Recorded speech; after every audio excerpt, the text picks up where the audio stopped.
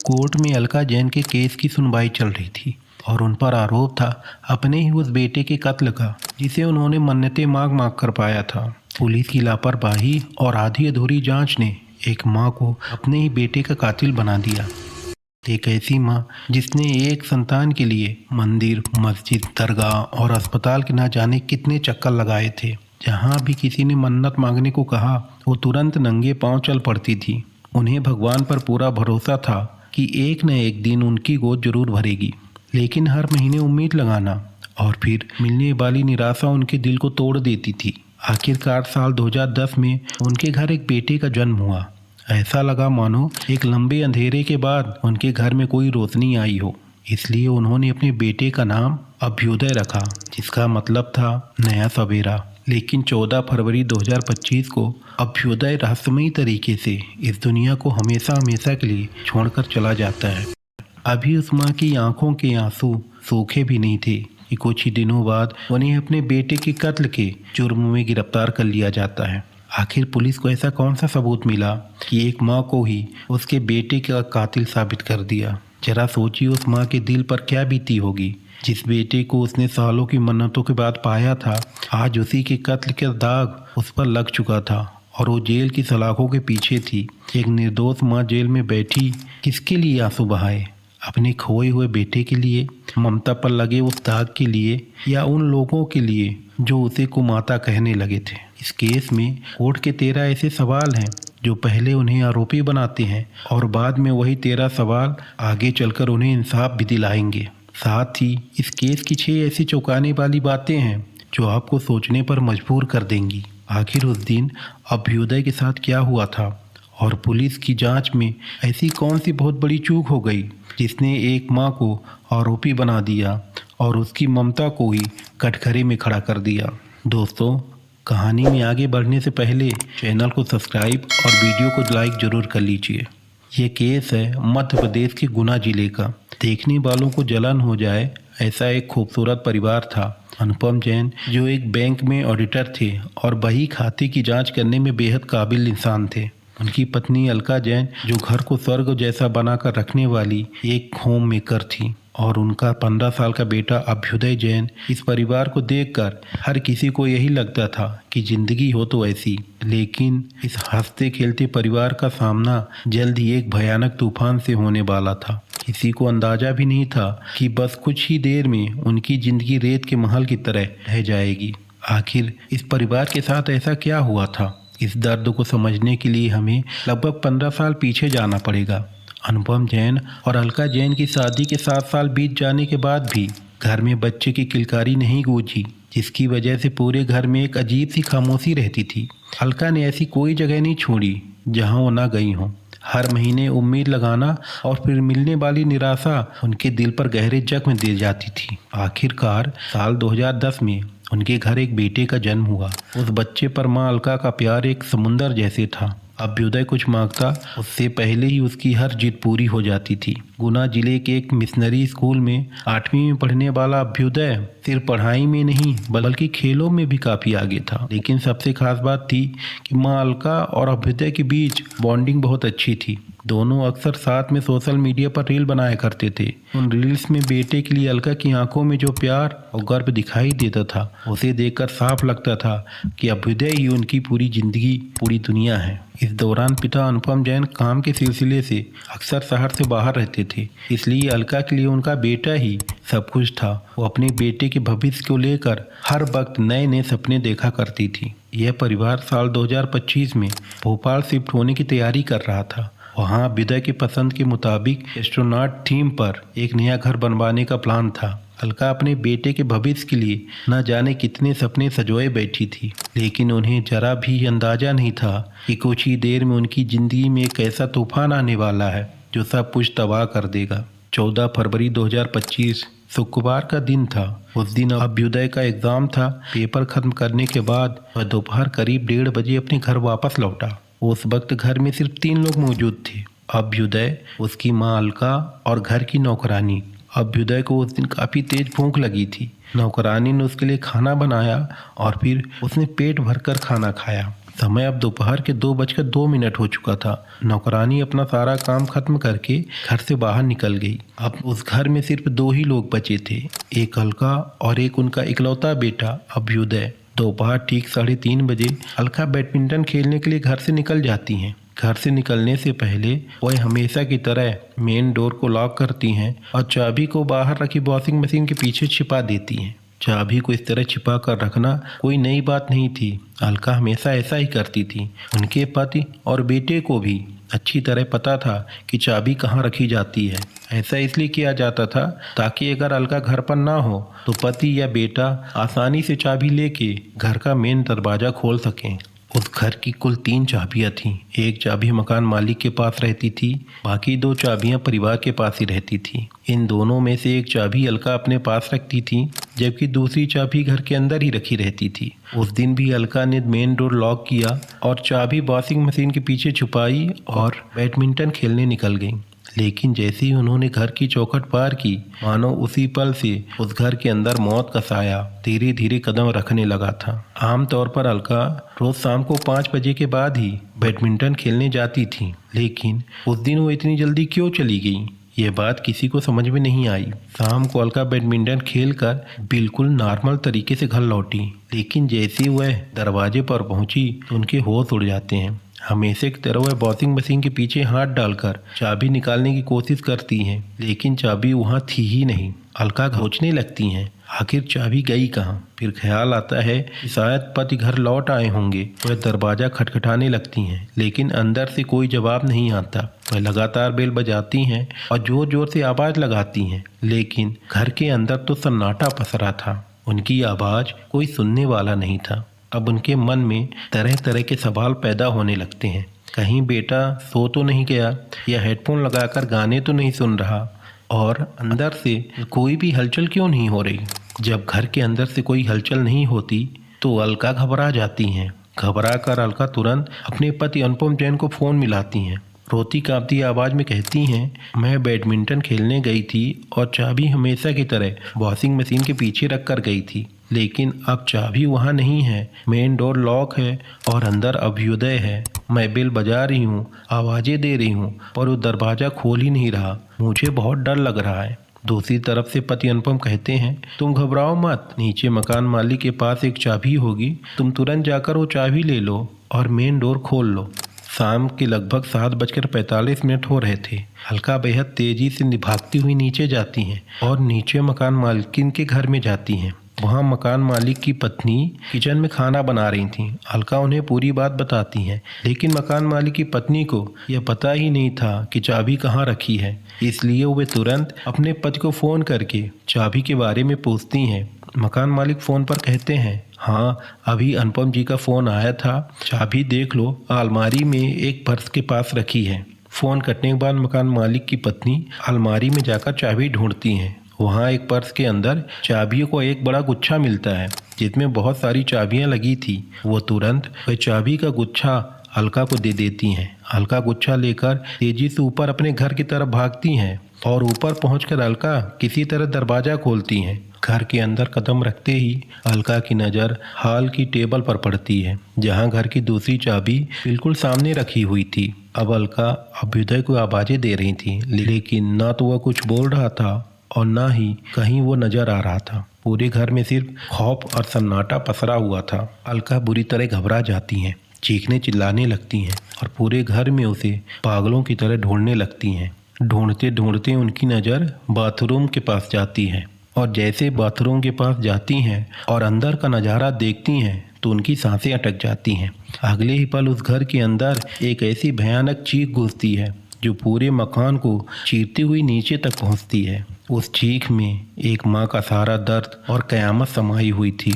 चीख सुनते ही नीचे से मकान मालिक की पत्नी भागती हुई ऊपर आईं और वे घर के अंदर जाकर देखती हैं तो बाथरूम का दरवाज़ा खुला हुआ था और बाथरूम की चौखट पर ही अलका बेहोश होकर बेसुध पड़ी हुई थी। अंदर बाथरूम में उनका बेटा अभ्युदय जमीन पर पड़ा था। उसके पैर टॉयलेट सीट की तरफ थे और उसका सिर दरवाजे की तरफ झुका हुआ था। चीख पुकार सुनकर आसपास के लोग भी वहां भाग कर आ जाते हैं। सब लोग मिलकर अभ्युदय को तुरंत अस्पताल ले जाते हैं। साथ में अलका बिलक बिलक कर रोते हुए बस एक ही बात कही जा रही थी, मेरा बेटा आंखें क्यों नहीं खोल रहा, मेरे बेटे को क्या हुआ। लेकिन अस्पताल पहुंचते ही अभ्युदय की जांच करने वाले डॉक्टर के शब्दों ने पूरे परिवार को तोड़कर रख दिया। हाथ की नब्ज देखते ही डॉक्टर ने कह दिया, अभ्युदय अब इस दुनिया में नहीं रहा। यह सुनते ही पूरा परिवार दहाड़े मार मार कर रोने लगा। लेकिन तभी अस्पताल के स्टाफ ने गौर किया कि लड़के की गर्दन के चारों तरफ कुछ अजीब निशान है। वो निशान कोई साधारण निशान नहीं लग रहे थे। जैसे ही डॉक्टरों को शक हुआ कि यह कोई सामान्य मौत नहीं है, उन्होंने तुरंत पुलिस को इसकी सूचना दे दी। अलका का रो रोकर बुरा हाल था। वो पूरी तरह अपनी सुध-बुध खो चुकी थी। तभी काम के सिलसिले से शहर से बाहर गए हुए उनके पति अनुपम जैन को भी इस केस की खबर मिलती है। वो घबराए हुए भागते दौड़ते अस्पताल पहुंचते हैं और देखते ही देखते अस्पताल में रिश्तेदारों और दोस्तों की भीड़ जमा होने लगती है। लेकिन दोस्तों, यहीं पे इस केस की पहली और सबसे बड़ी गड़बड़ी शुरू होती है, क्योंकि यह एक संदिग्ध मौत थी। इसलिए नियमानुसार उसी रात पुलिस को तुरंत क्राइम सीन पर जाकर अपनी जांच शुरू करनी चाहिए थी। लेकिन पुलिस ने ऐसा बिल्कुल नहीं किया। उस बेहद अहम वक्त पर जांच को टाल देना ही आगे चलकर इस केस की सबसे बड़ी रहस्यों की वजह बनने वाला था। अगले दिन होते ही पुलिस बड़े ही आराम से उस घर पर पहुंची। लेकिन पुलिस की जांच करने के इस ढीले ढाले तरीके ने ही सबसे बड़ा सवाल खड़ा कर दिया। आमतौर पर जहां कोई क्राइम हुआ हो उस जगह को तुरंत सील कर दिया जाता है और जब तक फॉरेंसिक टीम आकर सबूत इकट्ठा ना कर ले तब तक क्राइम सीन के अंदर किसी को भी आने जाने की इजाज़त नहीं होती। लेकिन यहाँ तो कुछ और ही हुआ। उस क्राइम सीन से सबूत इकट्ठा करने के लिए पुलिस ने अभ्युदय के पिता को ही अपनी मदद के लिए बुला लिया। अभ्युदय के पिता ने ही अपने हाथों से सारे सबूत उठाकर एक बैग में डाले और पुलिस को सौंप दिया। और उन सबूतों को उठाते वक्त उन्होंने अपने हाथों में कोई दस्ताने नहीं पहने थे। इसी वजह से वहाँ जो फिंगरप्रिंट या दूसरे अहम सुराग मिलने चाहिए थे वो सब नष्ट हो गए। यह इस केस की शुरुआती दौर की सबसे बड़ी नाकामी थी। जब पुलिस ने बाथरूम के अंदर तलाशी ली तो उन्हें वहाँ से 3 बेहद अहम चीज़ें मिली। 2 टुकड़ों में काटा गया एक दुपट्टा, 5 टुकड़ों में काटी गई एक लेगीज और इन दोनों चीज़ों को काटने के लिए इस्तेमाल किया गया वह चाकू। ये सभी चीज़ें पुलिस को उस बाथरूम में मिली थी। इन सबूतों को देखते ही पुलिस की उलझन और ज़्यादा बढ़ गई। इसलिए वो तुरंत अभ्युदय के शव का पोस्टमार्टम 3 डॉक्टरों के एक स्पेशल पैनल से करवाते हैं, क्योंकि सबसे बड़ा सवाल यही खड़ा था कि क्या यह कदम अभ्युदय ने खुद उठाया था या फिर किसी और का इसमें हाथ है। जब पोस्टमार्टम रिपोर्ट बाहर आई तो उसने मानो एक बहुत बड़ा बम फोड़ दिया। उस रिपोर्ट में एक बेहद अहम मेडिकल टर्म इस्तेमाल किया गया था, एंटीमार्टम स्ट्रेंगुलेशन। इसका मतलब होता है इंसान की सांसें थमने या मौत से पहले उसके गर्दन को दबाए जाना। फॉरेंसिक साइंस के नियमों के मुताबिक हैंगिंग वह स्थिति होती है जब इंसान खुद अपनी जान लेता है, लेकिन स्ट्रेंगुलेशन का सीधा मतलब होता है कि किसी दूसरे इंसान द्वारा गर्दन को दबाया जाना। पोस्टमार्टम करने वाले डॉक्टरों ने स्ट्रेंगुलेशन शब्द पर खासा जोर दिया था, जिससे पुलिस तुरंत इस नतीजे पर पहुंची कि अभ्युदय ने खुद गलत कदम नहीं उठाया है, बल्कि किसी और ने उसके साथ गलत किया है। यानी यह एक साफ तौर पर मर्डर केस था। इतना ही नहीं, उस पोस्टमार्टम रिपोर्ट की एक और बात ने पुलिस की नींद उड़ा दी थी। टाइम सिंस डेथ, यानी अभ्युदय की मौत का सटीक टाइम। क्या आप जानते हैं कि किसी इंसान की मौत का फॉरेंसिक टीम कैसे समय पता करती है? इसके लिए फॉरेंसिक टीम जो सबसे अहम तरीका अपनाती है वो है पेट के अंदर बचे हुए खाने की जांच करना। यानी मृत व्यक्ति के पेट के अंदर मौजूद खाने की स्थिति के आधार पर हिसाब लगाना। जब तक हमारा शरीर जिंदा रहता है तभी तक हमारे पाचन अंग काम करते हैं। एक बार शरीर से प्राण निकल गए तो उसी पल शरीर खाने को पचाने का काम बिल्कुल बंद कर देता है।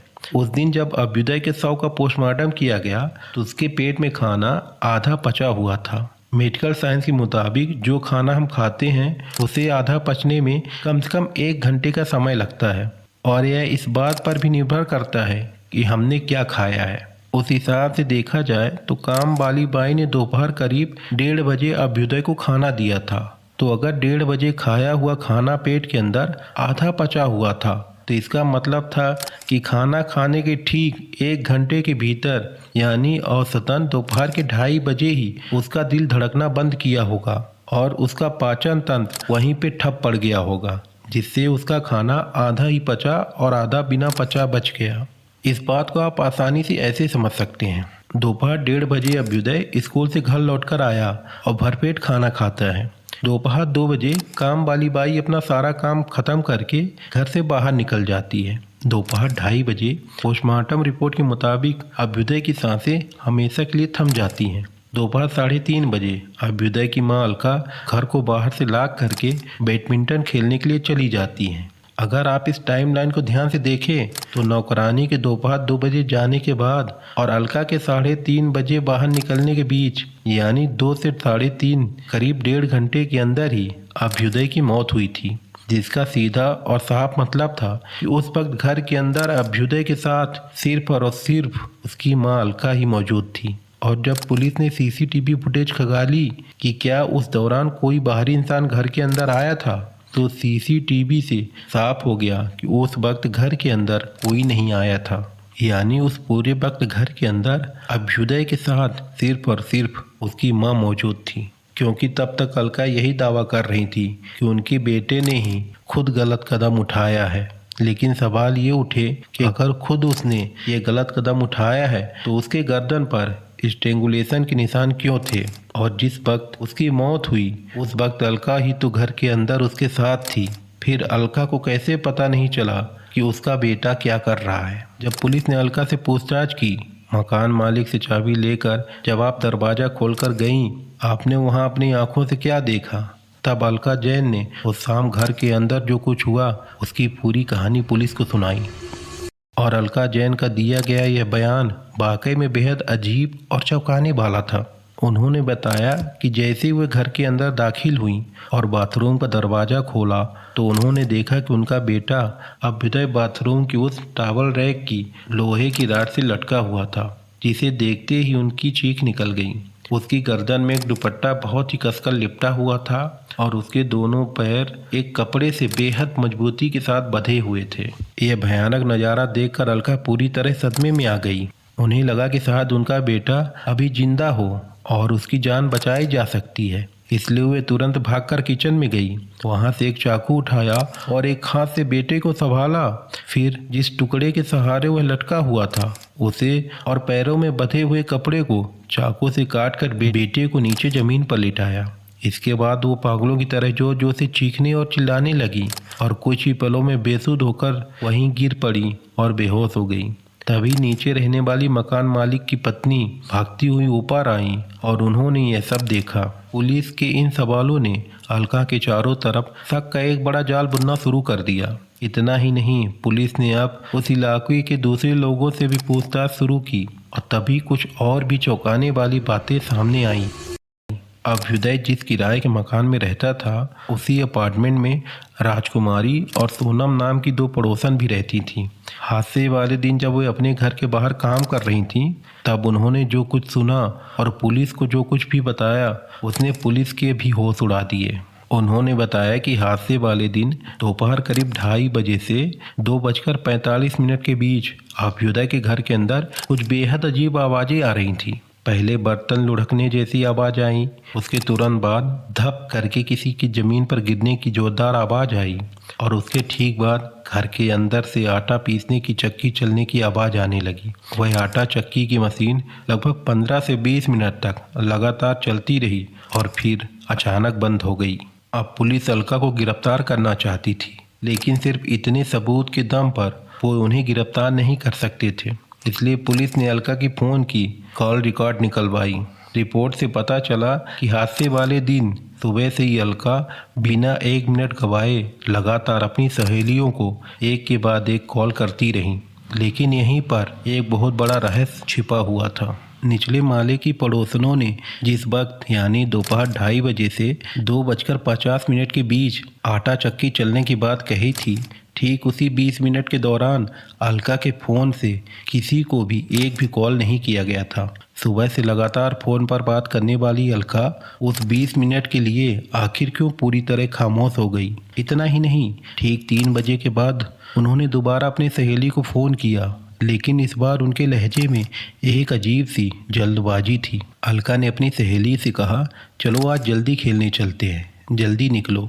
जबकि आमतौर पर रोज़ शाम को 4:30 से 5 बजे के बीच खेलने जाया करती थी, लेकिन सिर्फ उसी दिन वो दोपहर के 3 बजे से ही अपनी सहेली को जल्दी निकलने के लिए दबाव बना रही थी। और आखिरकार दोपहर 3:48 पर अलका जैन घर से बाहर निकल गई।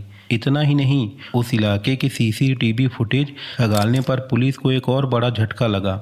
अलका जब घर से निकल रही थी तो बेहद नॉर्मल तरीके से हंसते मुस्कुराते हुए जा रही थी, लेकिन पुलिस का शक गहराने की एक और बड़ी वजह थी।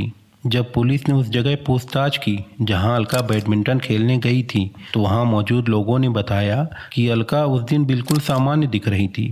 उनकी बातचीत, उनका व्यवहार, उनकी हंसी कुछ भी बदला हुआ नहीं लग रहा था। लेकिन उन्होंने एक ऐसी बात बताई जो उस दिन बिल्कुल अलग थी। आमतौर पर जब अलका खेल रही होती थी तो अभ्युदय उन्हें फ़ोन करता था या कम से कम मैसेज ज़रूर भेजता था, लेकिन उस दिन अभ्युदय का ना तो कोई मैसेज आया और ना ही कोई मिस कॉल। एक माँ होने के नाते आज मेरे बेटे ने फ़ोन क्यों नहीं किया, कोई मैसेज क्यों नहीं भेजा, यह सोचकर जरा भी घबराहट महसूस किए बिना शाम 7:30 बजे तक घर वापस ना लौटना ही पुलिस के लिए सबसे बड़ा सवाल बन गया था। जो सीसीटीवी में अलका हंसते हुए जाती दिख रही थी, क्या उन्होंने उस हंसी को एक ढाल की तरह इस्तेमाल किया था? और आखिर उस 20 मिनट की खामोशी के दौरान घर के अंदर क्या हुआ था? दरअसल अलका दोपहर 3:48 पर घर से निकलकर ऑफिसर्स क्लब गई थी। वहां उन्होंने अपनी सहेलियों के साथ बैडमिंटन खेला। खेल खत्म होने के बाद शाम 5:10 पर वो वहां से निकली, लेकिन वो सीधे घर नहीं गई। उस दिन अलका एक बात पर बहुत अड़ गई। वो अपनी सहेली से जिद कर रही थी, हमारे घर चलकर पराठा खाते हैं। वो बहुत दबाव बनाकर उसे अपने घर बुला रही थी, लेकिन अपनी सहेली को उस दिन घर ले जाने की इतनी बड़ी जिद अलका आखिर क्यों कर रही थी? यहाँ पर पुलिस ने इस केस को एक अलग एंगल से सोचना शुरू किया। क्या अलका ने यह प्लान बनाया था कि जब वो घर के अंदर दाखिल हों और यह भयानक नज़ारा देखें तो उनके साथ एक विटनेस हो, ताकि वो दुनिया को दिखा सकें कि देखिए मैं तो अभी घर आई हूँ और देखिए मेरा बेटा किस हाल में पड़ा हुआ है। क्या उन्हें एक चश्मदीद गवाह की ज़रूरत थी या उसके पीछे की वजह कुछ और थी? आखिरकार शाम 6:19 पर वो अपने घर वाली गली में पहुंचती हैं, लेकिन तब भी वो घर के अंदर नहीं गईं। गली के मोड़ पर खड़े होकर काफ़ी देर तक अपनी दूसरी सहेली से लगातार बातें करती रहती हैं। धीरे धीरे अंधेरा ढलने लगा था, फिर भी एक माँ का घर के अंदर मौजूद अकेले बेटे को देखने न जाना और बाहर ही समय बिताना, यही बात पुलिस के मन में गहरा शक पैदा कर देती है। समय अब ठीक रात के 7:37 हो चुका था। तब वो अपनी सहेली को फ़ोन करके कहती हैं, मेरा बेटा दरवाज़ा खोल ही नहीं रहा, मैं चिल्ला चिल्लाकर अपना गला सुखा चुकी हूँ। लेकिन जब पुलिस ने आसपास के पड़ोसियों से पूछताछ की तो किसी ने भी अलका को चिल्लाने या आवाज़ देने की बात नहीं सुनी थी। अलका की हर एक हरकत, कॉल डिटेल और पोस्टमार्टम रिपोर्ट, ये सब साफ तौर पर अलका की तरफ ही उंगली उठा रहे थे। इसलिए 8 मार्च 2025 को पुलिस अलका को हिरासत में ले लेती है। एक माँ ने ही अपने बेटे की हत्या कर दी, यह खबर आग की तरह फैलने लगी। पूरा प्रदेश सन्न रह गया। क्या एक सगी माँ भी ऐसा कर सकती है? लोग अलका को लेकर तरह तरह की बातें करने लगे। लोगों के मन में यह बड़ा सवाल उठने लगा था कि जिस बेटे को पाने के लिए उन्होंने सालों मन्नतें मांगी, आखिर अलका ने उसी की जान क्यों ले ली?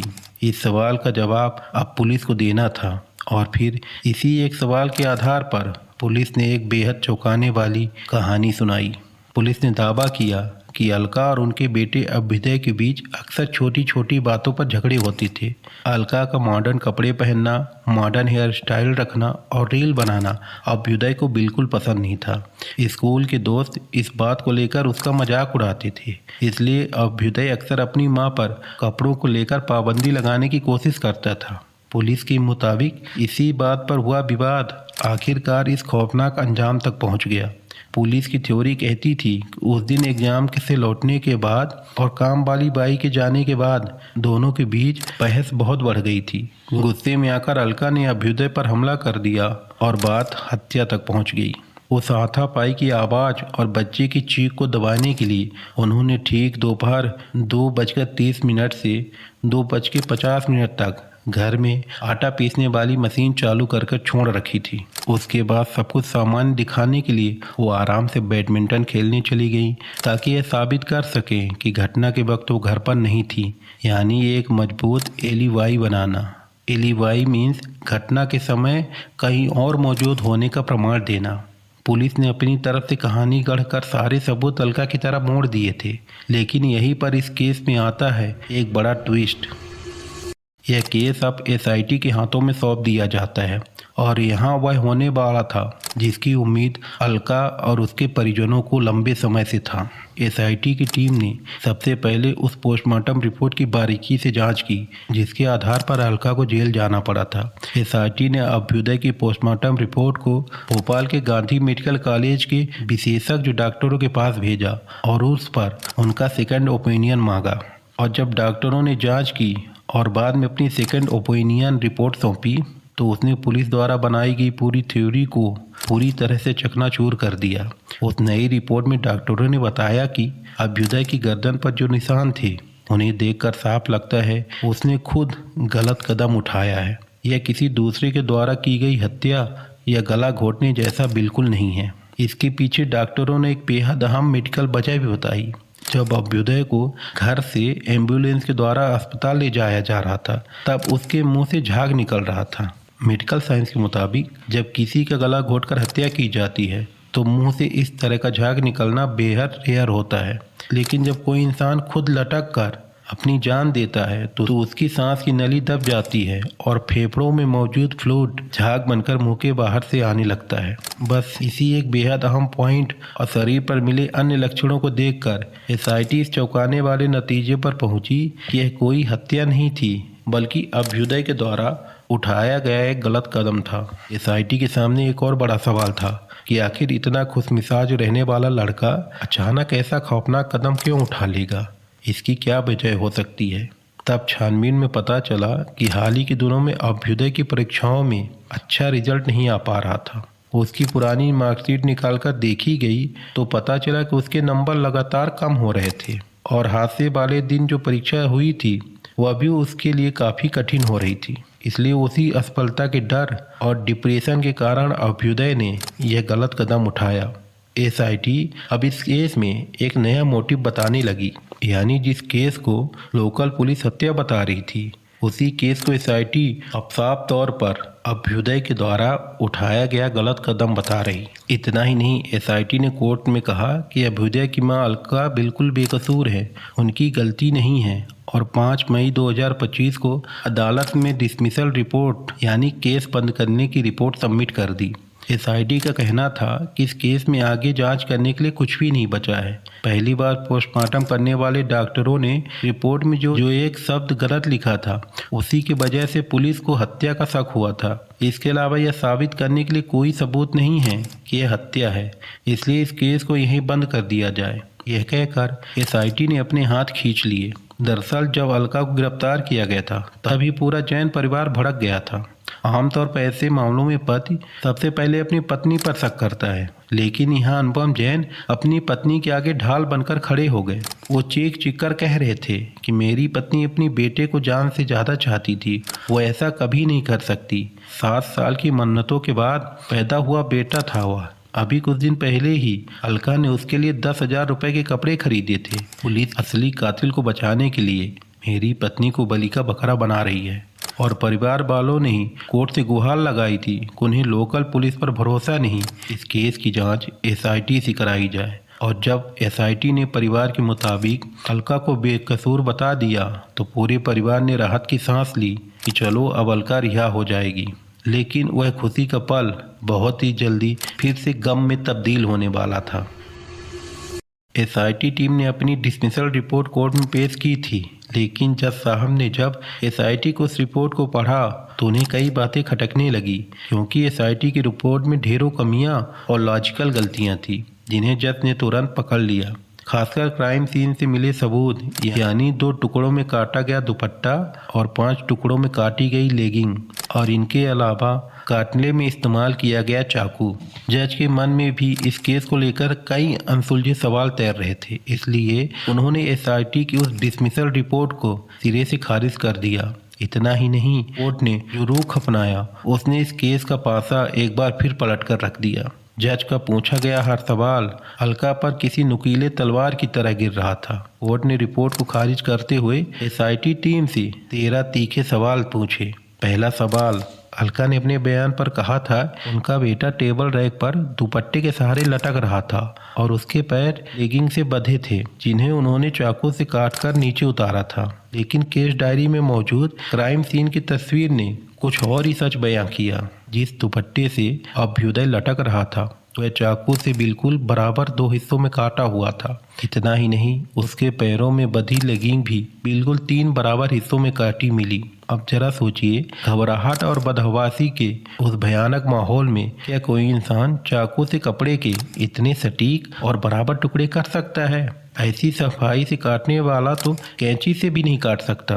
जब कोई माँ अपने मासूम बेटे को मौत के मुंह पर लटकते हुए देखेगी तो क्या उसके हाथ कांप नहीं रहे होंगे? उस घबराहट में चाकू से काटने पर कट हमेशा टेढ़े मेढ़े हो जाएंगे, लेकिन वहाँ मिले कपड़ों के टुकड़े ऐसे कटे थे मानो किसी दर्जी ने इंची टेप से नाप कर काटा हो। एक घबराई हुई माँ के हाथों से चाकू की इतनी सटीकता, और यही अलका के खिलाफ सबसे बड़ा पारिस्थितिक जनक साक्ष्य बन गया। दूसरा सवाल, इस बाथरूम में लगा टावर हैंगर कोई बहुत ज्यादा ऊंचाई पर नहीं था। अभ्युदय की लंबाई के हिसाब से अगर वह खड़ा होता या जमीन पर पैर टिकाता तो उसके पैर आसानी से फर्श को छू सकते थे। तो फिर ऐसी स्थिति में कोई इंसान खुद फांसी कैसे लगा सकता है?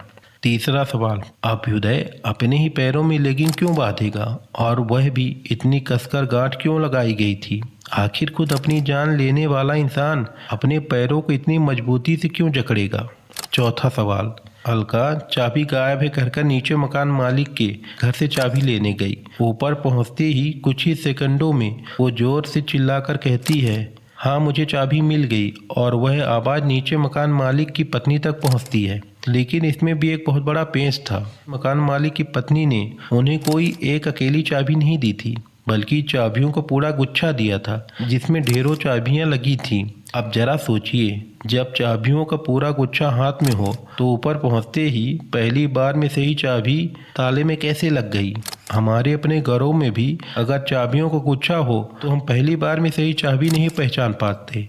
एक एक कर कर आजमा कर देखते हैं, फिर ताले को खोलते हैं, और जिसमें समय लगता है। तो क्या अलका ने मकान मालिक की चाबी से नहीं, बल्कि वॉशिंग मशीन के पीछे छिपी अपनी ही असली चाबी से तुरंत दरवाजा खोला था? चलिए एक पल के लिए मान भी लेते हैं कि किस्मत से पहली ही चाबी सही निकल गई, लेकिन अलका के ऊपर जाने के महज 2 मिनट के भीतर चीख पुकार सुनकर जब मकान मालिक की पत्नी भागकर ऊपर जाती हैं तो वो अलका और अभ्युदय दोनों को जमीन पर पड़ा देखती हैं। उन 2 मिनटों के भीतर अलका ने दरवाजा भी खोल लिया, बेटे को ढूंढ भी लिया, किचन में जाकर चाकू भी ले आई, दुपट्टे और लेगिंग के बिल्कुल बराबर बराबर टुकड़े भी काट दिए, बेटे को जमीन पर लिटा भी दिया और फिर चीखना चिल्लाना भी शुरू कर दिया।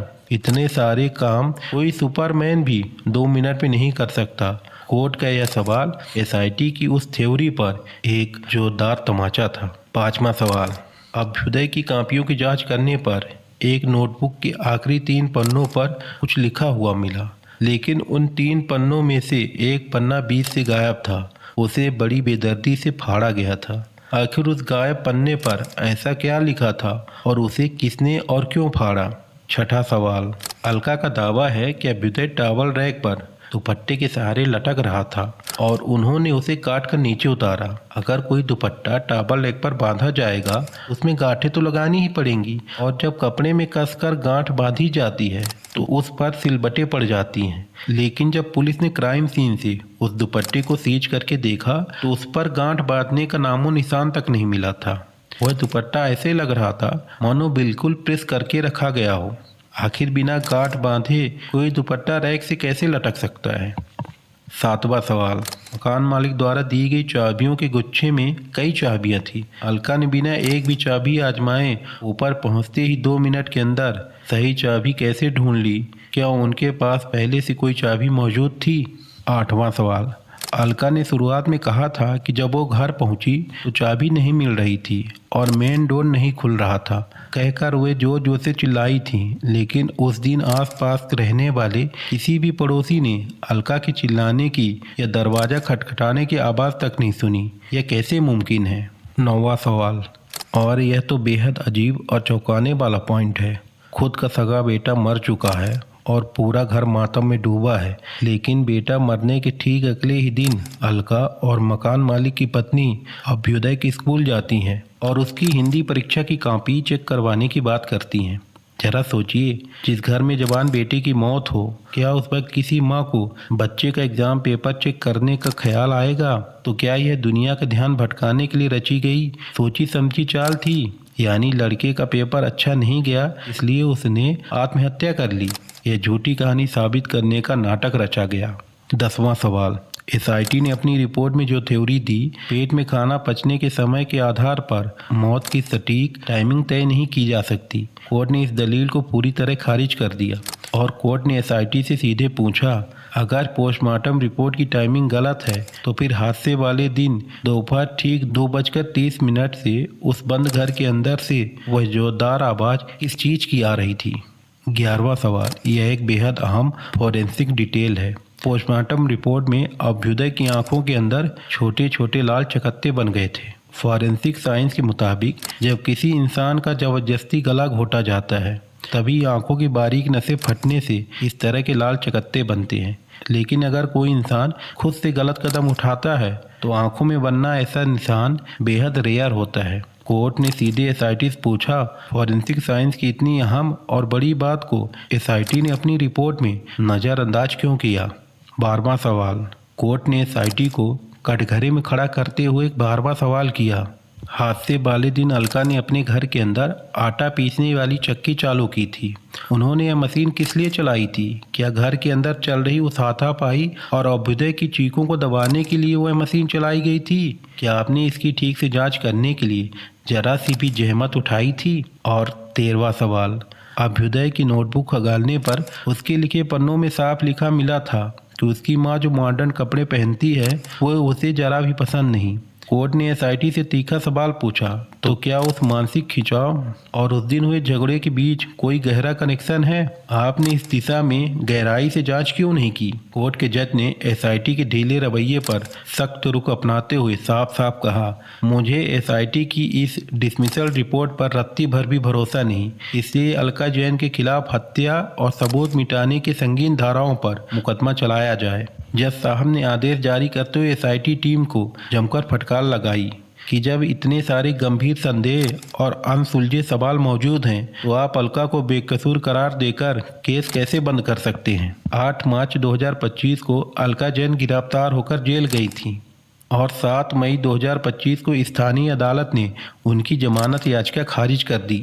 लेकिन अलका के परिवार ने हार नहीं मानी और 14 जून 2025 को हाई कोर्ट में फिर से जमानत की याचिका दायर की। आखिरकार 16 जून 2025 को 50,000 के मुचलके पर अलका को हाई कोर्ट से जमानत मिल गई। जब अलका जेल से बाहर आई तो उनके स्वागत के लिए उनका पूरा परिवार जेल के दरवाजे पर खड़ा था। उनके पति अनुपम जैन, उनके माता पिता और पूरा परिवार उनके साथ चट्टान की तरह डटा रहा। उन्होंने मीडिया में साफ कहा कि हमें हमारी बेटी पर पूरा भरोसा है, वो ऐसा खौफनाक कदम कभी नहीं उठा सकती। अलका ने जेल में बिताए उन 100 दिनों के दौरान एक बार भी अपना जुर्म स्वीकार नहीं किया। वो शुरुआत से पुलिस को जो बयान दे रही थी आखिर तक उसी पर डटी रही। अब आपके मन में कई सवाल उठ रहे होंगे, आखिर उस दिन उस बंद घर के अंदर क्या हुआ था? यह सब किसने किया और हाई कोर्ट ने अंत में क्या फैसला सुनाया? आपको इन सवालों के जवाब आगे हाई कोर्ट में ही मिलने वाले हैं। जब निचली अदालत ने 13 तीखे सवाल उठाकर अलका पर गहरा शक जताया और उन पर हत्या और सबूत मिटाने के जुर्म में मुकदमा चलाने का आदेश दिया था तब अलका जैन के पक्ष ने हार नहीं मानी और वो तुरंत हाई कोर्ट का दरवाजा खटखटाते हैं। हाई कोर्ट में जस्टिस मिलिंद रविंद्र फड़के की बेंच ने इस रिट पिटीशन पर सुनवाई करते हुए निचली अदालत के फैसले को दरकिनार कर दिया और एक ऐतिहासिक फैसला सुनाया। हाई कोर्ट ने कानूनी इतिहास के बेहद महत्वपूर्ण और वैज्ञानिक कारण सामने रखे जो इस प्रकार थे। पहला, पार्शियल हैंगिंग। निचली अदालत का सबसे पहला और बड़ा सवाल यही था कि जब बाथरूम के टॉवल हैंगर की ऊंचाई बहुत कम थी तो उसमें कोई फांसी लगाकर कैसे मर सकता है। इस पर हाई कोर्ट ने फॉरेंसिक और मेडिकल एक्सपर्ट की टीम के जरिए स्थिति पूरी तरह साफ की। यहीं से एक अहम मेडिकल टर्म सामने आया, पार्शियल हैंगिंग। फॉरेंसिक एक्सपर्ट ने बताया कि किसी इंसान की जान जाने के लिए उसका पूरा ऊंचाई पर या हवा में लटकना जरूरी नहीं होता। अगर किसी इंसान के घुटने जमीन को छू रहे हों या वह घुटनों के बल बैठा हो या लेटा हुआ भी हो, तब भी अगर गर्दन की मुख्य नसें और सांस की नली पर दबाव पड़ता है तो उस इंसान की मौत हो सकती है। डॉक्टरों की टीम द्वारा इस बात की पुष्टि करते ही निचली अदालत का सबसे बड़ा शक पूरी तरह खारिज हो गया। नंबर 2, आंखों के लाल चकत्ते। शुरुआती पोस्टमार्टम रिपोर्ट में आंखों के अंदर मिले लाल चकत्ते को आधार बनाकर पुलिस ने दावा किया था कि गला घोंटकर ही हत्या की गई है, लेकिन एसआईटी द्वारा गठित विशेषज्ञ डॉक्टरों की मेडिकल टीम ने इस थ्योरी का सच सामने ला दिया था। डॉक्टरों ने साइंटिफिकली साबित किया था कि जब कोई व्यक्ति खुद फांसी लगाता है और दर्द के कारण छटपटाता है तो उस दबाव और घुटन से भी आंखों की बारीक नसों में ब्लीडिंग हो सकती है और लाल चकत्ते बन सकते हैं। हाई कोर्ट ने इस पर टिप्पणी करते हुए कहा, केवल एक शुरुआती मेडिकल संकेत के आधार पर आप किसी मां को अपने ही बेटे का कातिल कैसे ठहरा सकते हो। तीसरा पॉइंट। तीसरे पॉइंट के रूप में हाई कोर्ट ने निचली अदालत द्वारा पूछे गए उन 13 सवालों पर बेहद अहम बात कही। जज साहब ने कहा कि निचली अदालत के वो 13 सवाल सुनने और देखने में भले ही किसी सस्पेंस थ्रिलर नोवेल की तरह बहुत ही दिलचस्प लग रहे हों। आटा पीसने वाली चक्की की आवाज़, सफाई से काटा हुआ दुपट्टा, नोटबुक का फटा हुआ पन्ना और मकान मालिक से ली गई चाबी, इन सभी बातों को जब एक साथ जोड़कर देखा जाता है तो किसी के भी मन में शक पैदा होना स्वाभाविक है और इसी शक के आधार पर निचली अदालत ने यह मान लिया था कि अलका ही दोषी है। लेकिन यहाँ हाई कोर्ट ने कानून का सबसे बड़ा और महत्वपूर्ण नियम सामने रखा। संदेह चाहे कितना भी गहरा और मजबूत क्यों न हो, वह कभी सबूत का रूप नहीं ले सकता।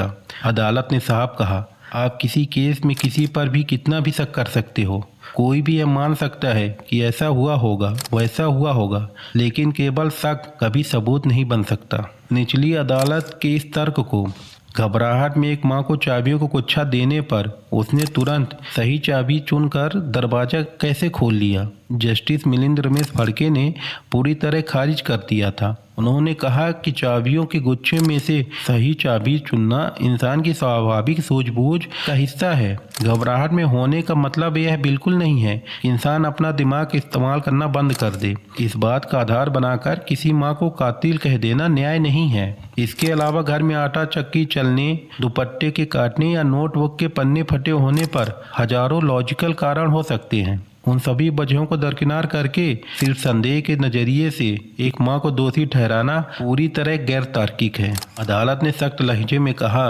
किसी आपराधिक मामले की जांच में हवाई संभावनाओं से ज्यादा प्रामाणिक साक्ष्य मायने रखते हैं। इस मामले में अलका के खिलाफ एक भी डायरेक्ट एविडेंस मौजूद नहीं है। पुलिस और निचली अदालत के ये सारे सवाल महज काल्पनिक अनुमान हैं। इस तरह हाई कोर्ट ने निचली अदालत के उन सभी 13 सवालों और संदेह के महल को ताश के पत्तों की तरह ढहा दिया।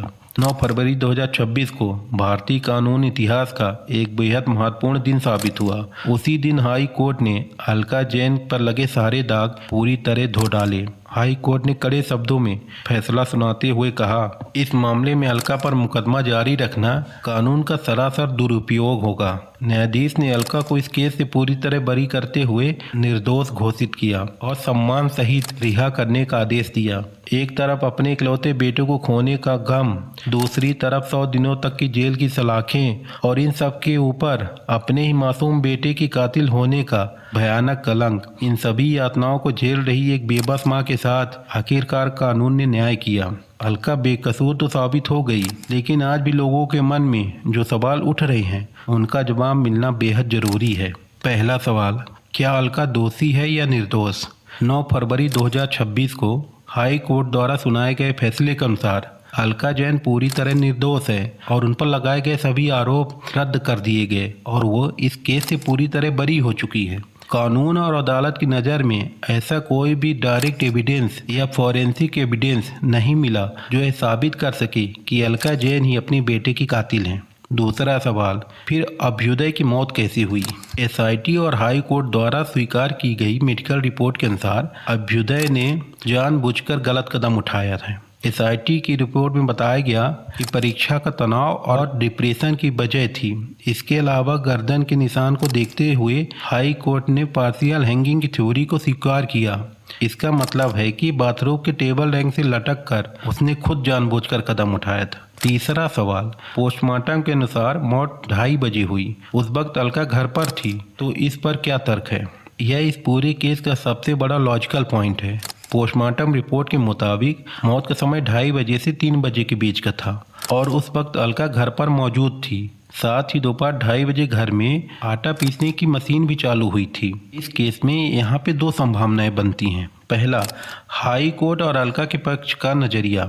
अलका जब घर के एक हिस्से पे काम कर रही थी, उसी वक्त अभ्युदय ने बाथरूम में भयानक कदम उठाया। क्योंकि उस वक्त घर में आटा चक्की चल रही थी, इसलिए उसकी आवाज के कारण अलका को बाथरूम के अंदर की चीख या कोई आहट सुनाई नहीं दी। हाई कोर्ट में अलका के वकील ने यही मुख्य दलील रखी थी। दूसरा, दोषी मानने वाला नजरिया। कुछ लोगों का मानना था कि माँ और बेटों के बीच बहस हुई होगी और गुस्से में आकर अलका से कुछ हो गया होगा, लेकिन इस बात को साबित करने के लिए पुलिस के पास कोई डायरेक्ट एविडेंस या आई विटनेस मौजूद नहीं था। भारतीय कानून का मूल सिद्धांत यही कहता है, भले ही 100 अपराधी छूट जाए, लेकिन किसी एक बेकसूर को सजा नहीं मिलनी चाहिए। अलका जैन के खिलाफ पहले ही संदेहों का पहाड़ खड़ा किया गया था, लेकिन उन्हें दोषी साबित करने के लिए ठोस कानूनी सबूत का एक भी कतरा नहीं था। इसलिए कानून की नज़र में अलका जैन पूरी तरह बेकसूर हैं। लेकिन इस केस में 6 शॉकिंग डिटेल भी हैं। पहला शॉकिंग डिटेल, पुलिस शुरुआत से ही एक रट लगाए बैठी थी कि घर अंदर से बंद था, इसलिए अलका ही सबसे पहले अंदर गई थी और उनके अलावा कोई बाहरी इंसान अंदर आ ही नहीं सकता। लेकिन एसआईटी ने मामले की जांच की तो एक बेहद हैरान कर देने वाला सच सामने आया।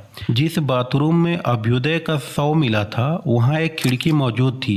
जांच में साबित हुआ कि उस खिड़की के रास्ते कोई भी दुबला पतला इंसान आसानी से अंदर दाखिल हो सकता था और बाहर भी निकल सकता था।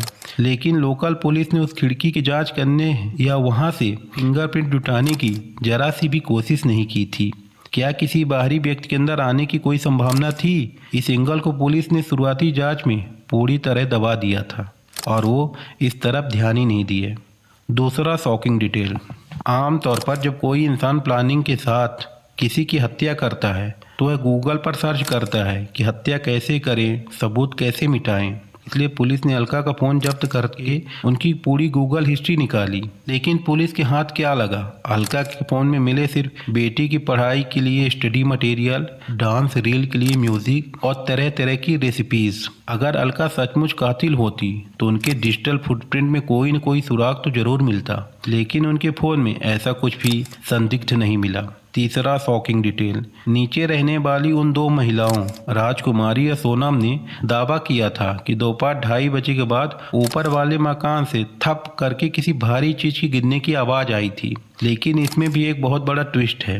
एसआईटी की टीम ने उस घर में जाकर क्राइम सीन का रिक्रिएशन किया। उन्होंने टेस्ट करके देखा कि ऊपर से किसी के गिरने या चिल्लाने पर नीचे कैसी और कितनी आवाज़ पहुंचती है। जांच में पता चला कि उस मकान की बनावट ऐसी थी, ऊपर होने वाली कोई भी हलचल या आवाज़ नीचे इतनी साफ और सटीक सुनाई देना नामुमकिन था। तो सवाल उठता है कि उन महिलाओं का यह बयान पुलिस के दबाव में लिखवाया गया था या फिर वो अलका से किसी निजी रंजिश या जलन की वजह से उन्हें इस केस में फंसाना चाहती थी। यह बड़ा सवाल आज भी बना हुआ है। चौथा शॉकिंग डिटेल, पुलिस ने अलका को साथ रखकर पूरे क्राइम सीन का रिक्रिएशन कराया। पुलिस ने अलका से कहा, ठीक है, उस दिन घर के अंदर आते ही आपने जो जो किया उसे यहाँ फिर से करके दिखाइए। पहले चाकू से लेगिंग कैसे काटी यह करके दिखाइए। बाथरूम के अंदर एक पुतले को दुपट्टे और लेगिंग से बांधकर टेस्ट किया गया, लेकिन पुलिस के सामने उस रिक्रिएशन के दौरान अलका चाकू से लेगिंग को काट नहीं पाई, वो दुपट्टा भी नहीं काट सकी। पुलिस ने तीखे लहजे से पूछा, फिर उस दिन आपने इसे इतनी सटीकता से दो बराबर हिस्सों में कैसे काट दिया था? तब अलका रोते हुए चिल्लाई थी कि बिना किसी आधार के झूठी थ्योरी बनाकर पुलिस उन्हें परेशान कर रही है और उन्हें ही उनके बेटे का कातिल बनाने में तुली हुई है। 5वां शॉकिंग डिटेल। शुरुआत से ही क्राइम सीन पर पुलिस की तरफ से बहुत बड़ी लापरवाही हुई थी। सबसे अहम बात, अगर पुलिस ने इस बाथरूम के दरवाजे की अंदरूनी कुंडी पर मौजूद फिंगरप्रिंट को सही समय पर उठाया होता तो उसी पल साफ हो जाता कि बाथरूम के अंदर कुंडी को आखिरी बार किसने बंद किया, अभ्युदय ने या अलका ने। लेकिन जब पुलिस ने देरी से जांच की तो उस कुंडी पर पड़ोसियों समेत कई बाहरी लोगों के फिंगरप्रिंट मिक्स हो गए थे। पुलिस की यही लापरवाही अलका के लिए कानूनी तौर पर वरदान भी बनी और एक मां के नाते अभिशाप भी। 6वां शॉकिंग डिटेल। शुरुआती जांच करने वाली लोकल पुलिस ने दावा किया था कि हादसे वाले दिन दोपहर 2:30 बजे से 2:50 तक, यानी पूरे 20 मिनट ऊपर वाले घर में आटा पीसने की चक्की चलाई गई थी। लेकिन एसआईटी के अधिकारियों ने जब उस मशीन में गेहूं डालकर उसे चलाकर रिक्रिएट किया तो एक बेहद अजीब रिपोर्ट सामने आई। पता चला कि उस चक्की में पिसाई के लिए डाले गए गेहूं की मात्रा के हिसाब से उस मशीन को 20 मिनट चलाने की कोई ज़रूरत ही नहीं थी। वह काम महज 5 से 8 मिनट में पूरा हो जाना चाहिए था। तो फिर सवाल उठता है कि बाकी 12 से 15 मिनट तक वह चक्की क्यों चलती रही? क्या यह पुलिस द्वारा बनाई गई समय की मनगढ़ंत कहानी थी या सच में अलका ने किसी चीज को छिपाने के लिए मशीन को चालू करके छोड़ दिया था? लेकिन एक माँ को अपना बेटा खोने का वह गहरा दर्द मिला जो जिंदगी में कभी मिट नहीं सकता। फिर भी एसआईटी की निष्पक्ष जांच ने उन्हें अपने ही बेटे का कातिल होने के भयानक कलंक से बचा लिया। आप खुद सोचिए उस बेबस माँ पर क्या बीती होगी जिसने सालों की मन्नतों के बाद पाए अपने इकलौते बेटे को खो दिया और बाद में पुलिस की लापरवाही से उसी को उसका कातिल बनाकर जेल भेज दिया गया। इस पूरे केस पर आपकी क्या राय है? अपनी सोच और विचार कमेंट्स में ज़रूर बताएं और ये चैनल को सब्सक्राइब ना किए हों तो चैनल को सब्सक्राइब ज़रूर कर लें। मिलते हैं अगली वीडियो में। जय हिंद।